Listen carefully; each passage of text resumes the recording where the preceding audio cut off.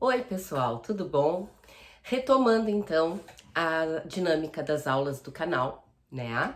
Trazendo assuntos interessantes a respeito de direito processual civil e direito civil. Fico, antes de tudo, muito grata pela presença de todos vocês por aqui, pelos comentários, pela nossa interação. Muito bem. O que nós vamos falar no vídeo de hoje vai ser um assunto que é muito afeto às execuções, que é a questão da penhora online. Muito bem, o que é que nós temos em termos de penhora? Muito bem, nós temos uma obrigação de pagar uma quantia certa. O devedor, se for lá pelo cumprimento de sentença, ele é intimado para pagar em 15 dias. Se for lá pela execução autônoma, ele é citado para pagar em 3 dias. E vamos dizer que esse executado, esse devedor, ele não cumpra a obrigação, ele não pague. Muito bem, nós temos na execução o princípio do resultado. A execução corre para a satisfação do credor. Qual é o primeiro item na lista de bens penhoráveis? É dinheiro. Então, é muito comum nós iniciarmos a persecução dos bens do devedor para saldar essa dívida através do sistema Sisbajude, antigo Bacenjude, que é popularmente conhecido como penhora online. Muito bem, como é que se procede essa penhora online? O juiz, a gente faz uma petição, faz o pedido para o juiz que bloqueie na conta do executado os valores que ele se encontra em débito para saldar a execução. Como é que se faz isso? A gente deve informar o CPF ou o CNPJ, se for uma pessoa jurídica do devedor, para possibilitar ao juiz fazer esse bloqueio. Muito bem, o juiz tem uma senha, ele vai entrar no sistema do Banco Central e vai bloquear estes valores. Bloquear em um primeiro momento. Por quê? As pessoas, os executados serão intimados daquele bloqueio, até mesmo para se manifestar, sobretudo para se manifestar acerca da impenhorabilidade dos valores. Muito bem. Falando então de impenhorabilidade dos valores, é o que nós vamos nos dedicar mais na aula de hoje. No 833 do CPC, traz lá os bens que são impenhoráveis. E nós temos dois incisos que nós vamos ter atenção nesse momento, que é o inciso 4º e é o inciso 10º. Vou me permitir a leitura de ambos para a gente conseguir raciocinar em cima disso. Então, no inciso 4º, coloca lá que são impenhoráveis, e esse é um rol taxativo, tá? São impenhoráveis os vencimentos, os subsídios, os soldos, os salários, as remunerações, os proventos de aposentadoria, as pensões, os pecúlios e os montepios, bem como as quantias recebidas por liberalidade de terceiros e destinadas ao sustento do devedor e da sua família, os ganhos de trabalhador autônomo e os honorários de profissional liberal, ressalvado o disposto no parágrafo 2º, que ao final a gente fala. No inciso 10, nós temos, é impenhorável a quantia depositada em caderneta de poupança, até um limite de 40 salários mínimos. Muito bem, então nós vamos falar sobre essas duas verbas que são impenhoráveis, uma que é da caderneta de poupança, até 40 salários mínimos, e o outro que vai ser dos salários, das verbas salariais. O STJ, ele traz limitações e extensões dentro desses dois incisos. Muito bem, quais são os julgamentos que o STJ pautou essa questão? Em primeiro lugar, eu posso citar para vocês, é um recurso especial, o número dele é 1340-120 de São Paulo. Ele foi publicado no Diário Oficial em 2014, então ele ainda é sob a égide do CPC de 73. Então, esse acórdão é da relatoria do ministro Luiz Felipe Salomão, e ele analisou, em primeiro lugar, essa questão da impenhorabilidade, que hoje nós temos no 833, inciso 4º, que é a questão salarial, que na época era o artigo 649, inciso 4º também, do CPC de 73. Então, a análise desse RESP foi em cima do 649, hoje 833, mesma redação. Essa redação do 649, ela foi dada no CPC de 73 através da Lei 11.382 de 2006.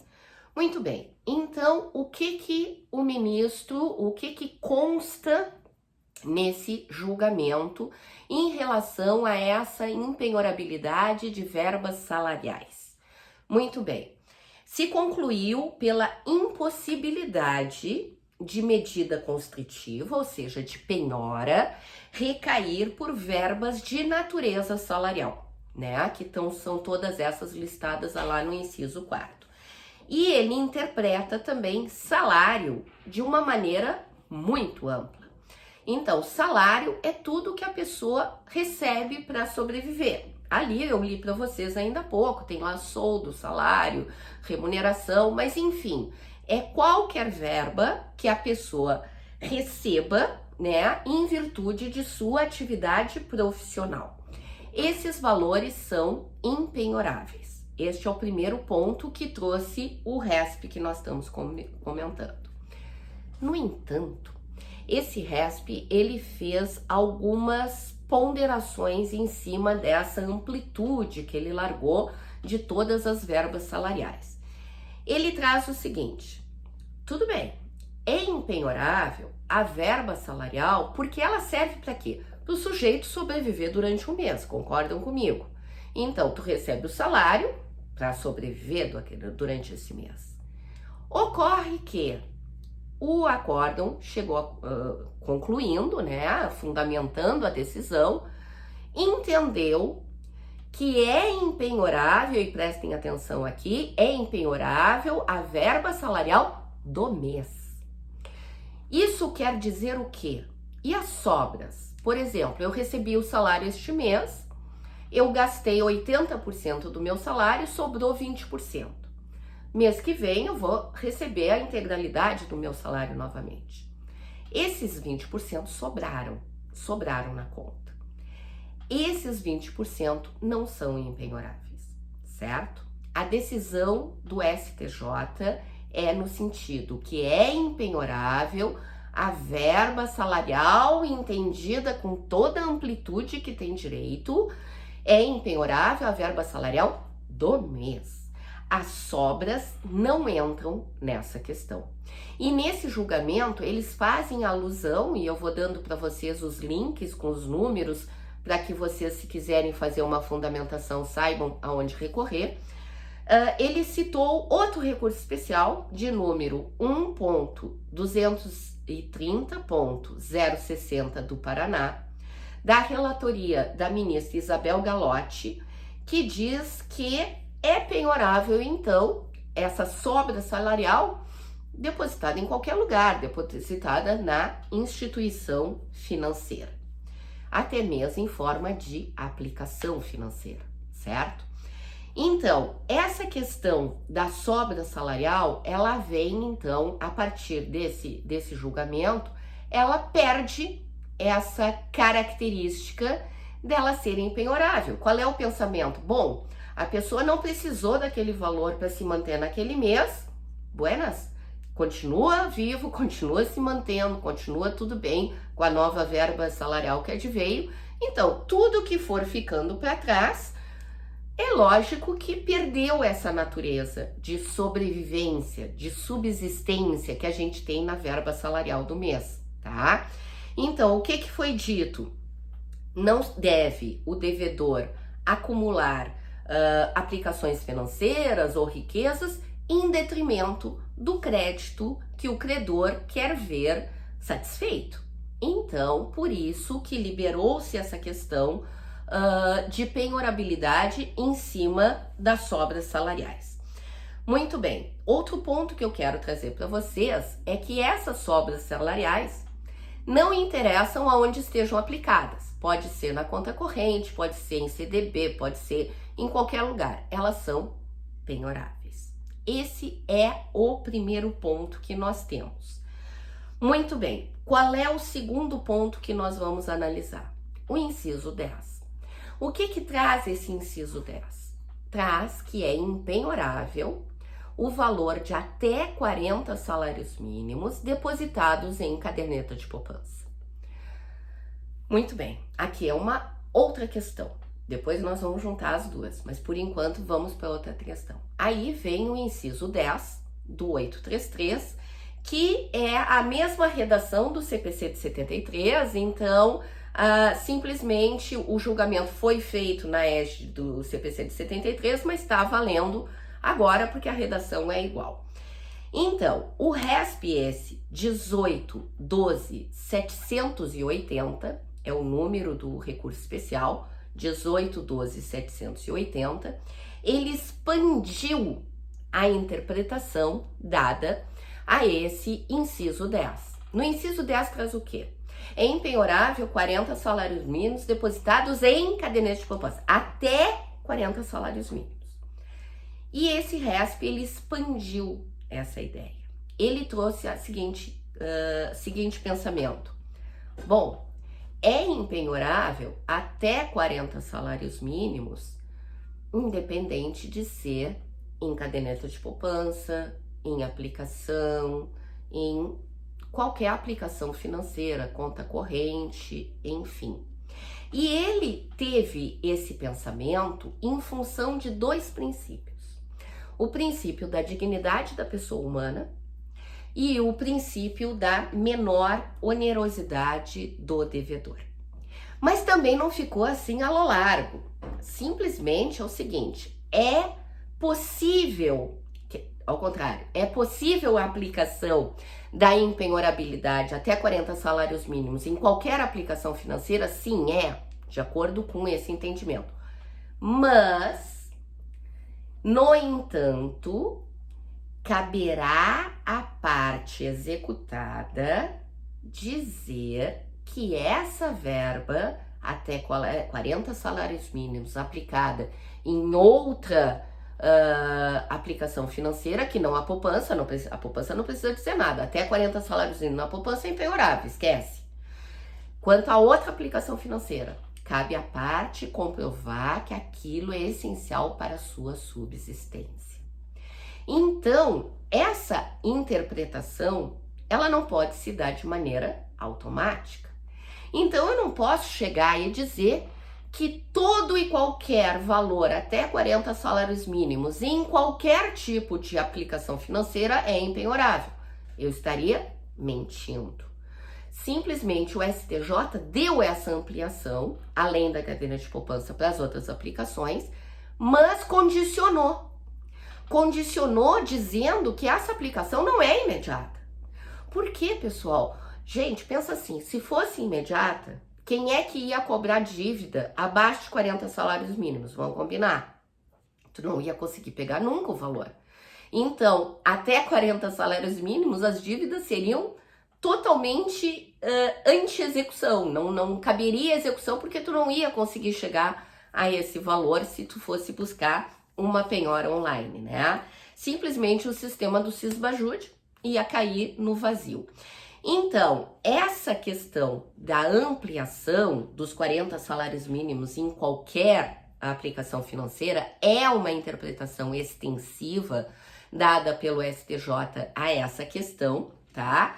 Para que o executado consiga reservar algum dinheiro, algum valor em outras aplicações que não sejam somente a poupança.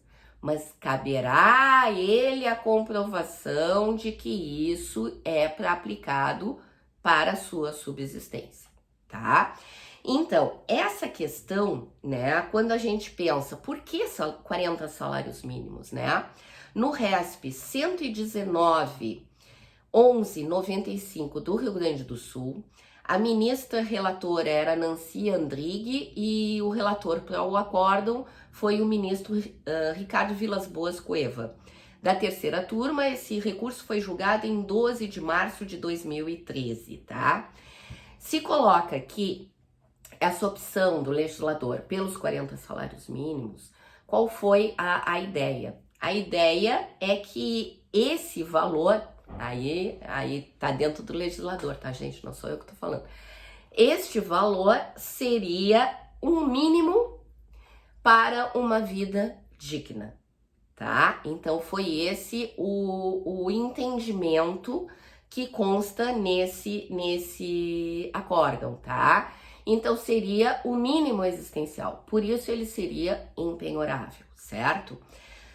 No entanto, e outra coisa que a gente tem que lembrar, a execução, ela não serve para levar o devedor à ruína, vamos combinar, a execução não é vingança. Então, por isso que existe essas preservações. Mas como é que ele vai comprovar? Ele tem que comprovar que essa aplicação até 40 salários mínimos, que não é a caderneta de poupança, que se for a caderneta de poupança está liberado, que não é a caderneta de poupança, ela deve ser a única reserva monetária que essa pessoa possui em seu nome, tá? É assim a comprovação desse mínimo, né? Que essa CDB, sei lá, que essa conta corrente é a única reserva monetária que aquela pessoa possui. E se a única reserva monetária que aquela pessoa possui, por conseguinte, é a maneira dele sobreviver. Ressalvado aqui, gente, casos de comprovação, de repente, de fraude, de má-fé processual, que daqui a pouco o devedor pode dizer que é a única reserva e ele tá de má-fé e ele tá fazendo alguma fraude para lesar o credor. Então, isso vai depender do caso concreto, tá? Então, para encerrarmos, a questão 833, inciso 4º, quando fala do salário, a interpretação do STJ, ela é restritiva para limitar a ideia do salário recebido no último mês. Não entram sobras salariais. Quanto ao inciso 10 da caderneta de poupança até 40 salários, a interpretação, por sua vez, é extensiva. Então, de modo a permitir a impenhorabilidade em outras contas que não sejam somente a caderneta de poupança, desde que seja comprovadamente a única aplicação financeira daquele executado. Então, pessoal, era isso que eu tinha para o nosso retorno. Prometo que vou agora manter melhor a regularidade das aulas do canal. A corrida é muito grande, espero que tenham compreendido. Se gostarem, podem curtir, se inscrevam aqui no canal para mais aulas. Agora eu reorganizei o meu horário e prometo que vou estar aqui com vocês mais vezes. Então, fica bem, qualquer dúvida, chama aqui. Um grande beijo, fiquem bem.